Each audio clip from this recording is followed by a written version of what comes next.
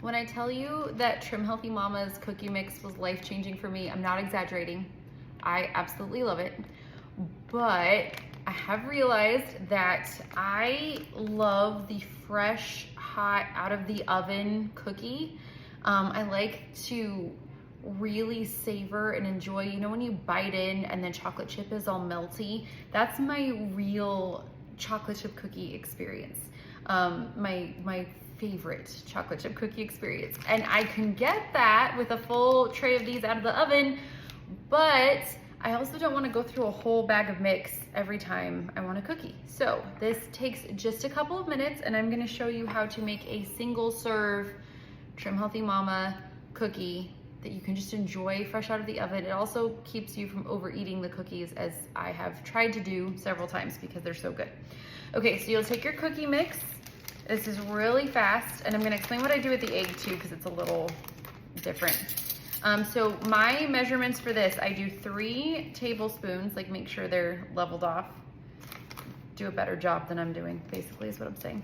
3 tablespoons of the Trim Healthy Mama cookie mix, plus 1 teaspoon. And I'm gonna scoot this forward a little bit so you can, no, I need to scoot it backwards. Sorry, I am not a professional.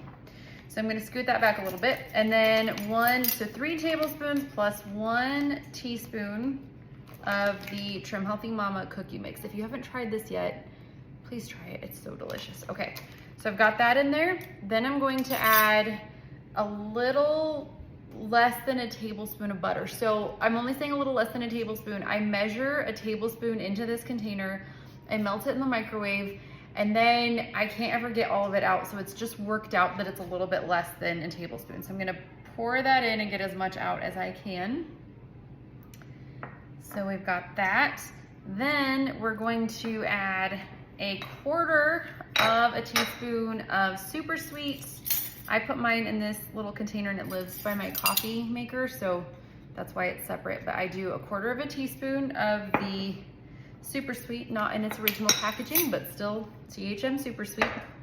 Then this is where it gets a little interesting. I add a 1/2 of a tablespoon of an egg. So I take an egg, I whisk it up, I measure out 1/2 a tablespoon, which is harder than you would think because when I measure this out, it's not full. It might look full from where you are, but it's not full. So I always put the 1/2 tablespoon of whisked egg in there, and then I dip in a little bit more, get a little more egg in there. And then I use these little cute ramekins and I just put a lid on it and put it in the fridge for breakfast tomorrow. I'll just throw it in with scrambled eggs. I don't want to waste anything, but this also doesn't need an entire egg. So it is what it is, but I'll save this for tomorrow. No waste, still perfectly okay. I've got my little mixture here. I have my measuring spoon. I'm just gonna mix it with this to make it, I don't know, I guess to use fewer dishes. I'm gonna show you how much this looks just like regular cookie dough. And some just came flinging out because that's how I roll, I guess. All right, so I'm gonna show you, I know I shouldn't use my fingers, but it should look kind of like this. So it's like a maybe crumbly cookie dough, but when you push it together, it just looks like regular cookie dough. See that?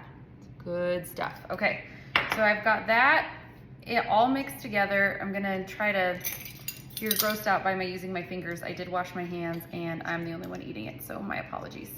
I'll mix in a few chocolate chips. This is all I have left of my chocolate chips, the Lily's chocolate salted caramel. This actually isn't my first choice for a recipe like this. That was too many chocolate chips, but that's okay. Use any on-plan chocolate chip that you like, and then I just stir it together. I'm gonna use my hands again, so apologize again. And if you're mixing this, and at this point you're like, well, it's not really coming together well, you could just definitely add some butter, a little drizzle of butter.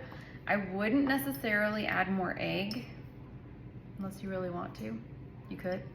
But this is my cookie, and it's gonna be delicious. I've made these almost for an entire summer. So this is the cookie that's gonna go in the oven. This is gonna go in at 350 for 12 minutes in my oven. I recommend that you check yours at 10 because sometimes I read recipes and overcook them because I'm not, you know, aware of how different my oven is. Plus I live in Colorado, so pay attention to your own oven. I'm gonna put this in the oven for 12 minutes at 350 and I'll show you what it looks like and how delicious it is.